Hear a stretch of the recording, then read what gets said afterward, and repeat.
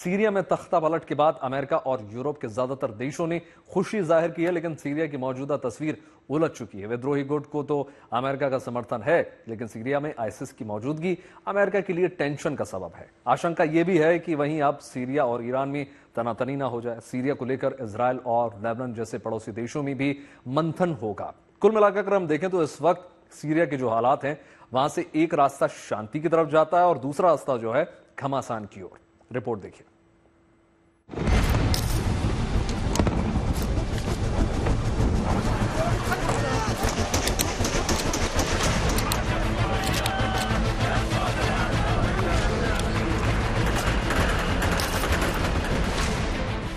Syria में सत्ता तो बदल गई, मगर शक्ति संतुलन बिगड़ गया है। अभी ये पूरी तरह साफ नहीं कि देश की कमान किसके हाथ होगी। विद्रोहियों की अगुवाई में सीरिया एक मजबूत देश के तौर पर उभरेगा या फिर बढ़ जाएगा।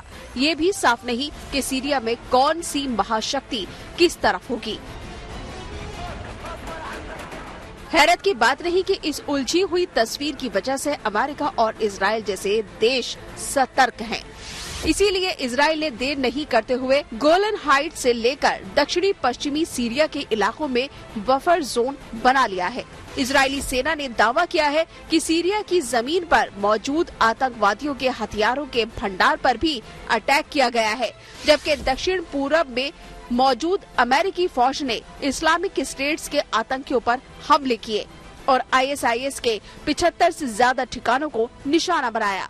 उधर जॉर्डन से लेकर लेबनान तक ने अपने अपने बॉर्डर्स को बंद कर लिया है। असल में मिडिल ईस्ट में सीरिया, इजराइल और इराक के बीच में है। लेबनान से सरहद मिलती है, इसलिए ईरान के नजरिए से ये बेहद खास है। अब जबकि असद की सरकार जा चुकी है, सबसे बड़ा असर ईरान पर ही पड़ने वाला है। शिया देश ईरान से सुन्नी विद्रोही दूरी बनाकर चलेंगे, ये जोलानी ने साफ ही कर दिया है और कहा है कि अब सीरिया की सरकार ईरान के इशारे पर नहीं चलेगी। ईरान सीरिया की जमीन से लेबनान तक नहीं पहुंच सकता। सीरिया में अब ईरान के हथियार नहीं दिखेंगे।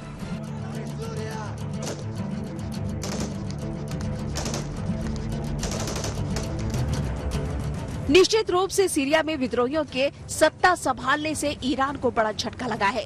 ईरान के विदेश मंत्री ने कहा है कि विद्रोही गुट जैसा बर्ताव करेंगे, उनके साथ वैसा ही रिश्ता रखेंगे। ईरान की नजर इस बात पर भी है कि अब सीरिया का इजराइल से कैसा रिश्ता बनता है। इधर इजराइल विद्रोहियों के आने से खुश तो है, क्योंकि हिजबुल्लाह और ईरान का कनेक्शन कमजोर पड़ेगा, मगर उसकी अपनी आशंकाएं भी है। Historic day for the Middle East. The collapse of the Assad regime, the tyranny in Damascus offers great opportunity, but also is fraught with significant dangers. This collapse is a direct result of our forceful action against Hezbollah and Iran, Assad's main supporters. It set off a chain reaction of all those who want to free themselves from this tyranny and its suppression. Syria में शासन बदलने से फायदा होगा या नुकसान, इसे लेकर अमेरिका भी असमंजस में है। जाते हुए राष्ट्रपति बाइडेन इसे अच्छा मान रहे हैं, वहीं आने वाले राष्ट्रपति ट्रंप कह रहे हैं कि सीरिया से कुछ लेना देना नहीं।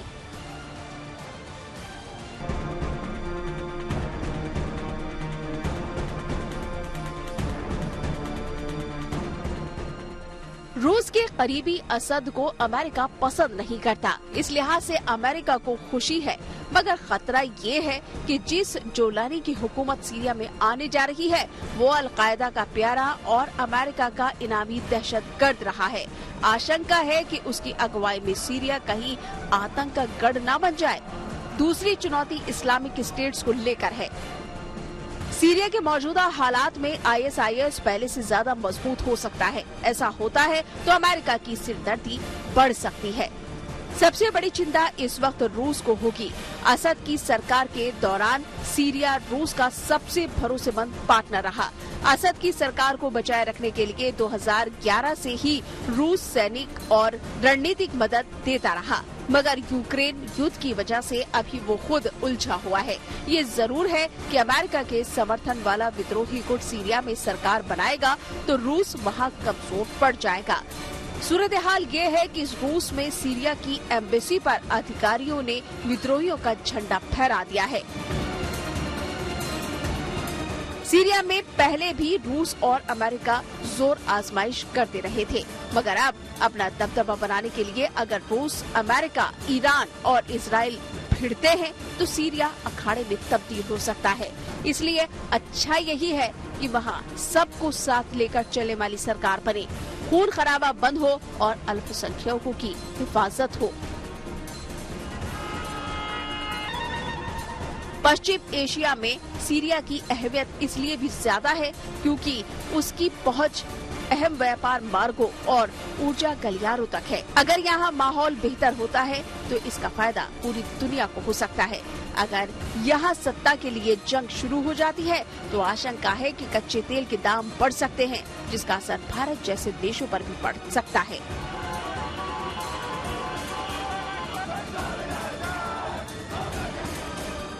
Bureau report, good news today.